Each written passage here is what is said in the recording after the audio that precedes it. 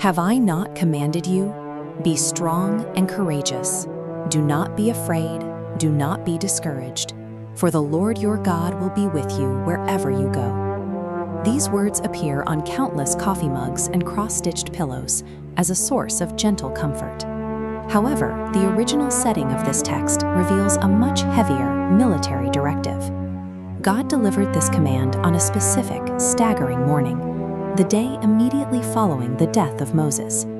The text arrived in the middle of a massive leadership vacuum, spoken to a people who had just lost the only leader they had ever known. Joshua spent 40 years in the shadow of Moses, a man who set an almost unreachable standard for leadership.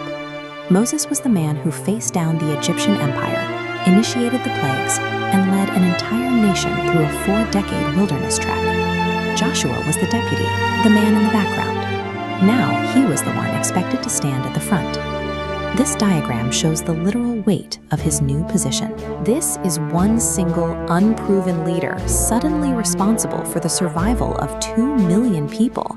Joshua didn't volunteer for this transition. He was simply the man standing there when the weight of the nation was handed over. He was expected to lead an invasion into a land of fortified cities while standing in the footsteps of a legend he couldn't hope to replicate. The opening chapter of the book of Joshua contains a linguistic detail that reveals exactly how the new leader was feeling.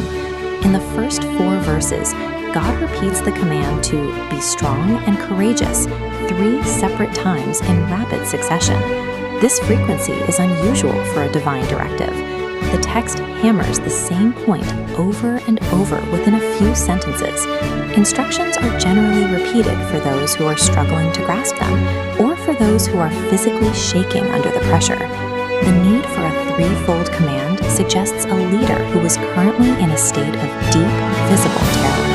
This linguistic pattern grounds the story. It suggests that Joshua's legacy began with a profound struggle to stay upright under the weight of his new reality. God's words target a state of mind Joshua hasn't reached yet. They are a directive to inhabit a version of himself that he doesn't currently feel. The instruction to be strong is a command to move toward an emotional target, rather than a description of how Joshua actually felt that moment. This implies the job requires execution, regardless of the internal panic the leader is experiencing. Courage, in this context, is a mechanical action. It is the choice to fulfill the mission despite the presence of fear. This historical moment provides a window into the reality of how human beings actually face daunting tasks. True courage is taking the deliberate step forward while the feeling of paralyzing fear is still entirely present. The forward motion happens because the requirements of the mission simply outweigh the internal feeling of anxiety. Think about the specific task you have been delaying until you feel ready to begin. Joshua took the first step while he was still unprepared. He focused on the immediate requirements of his role rather than his internal confidence. The idea that we must be fully prepared before we act is an illusion that serves only to delay the work. Readiness is rarely something you feel before the first step. It is something you achieve as a result of taking it.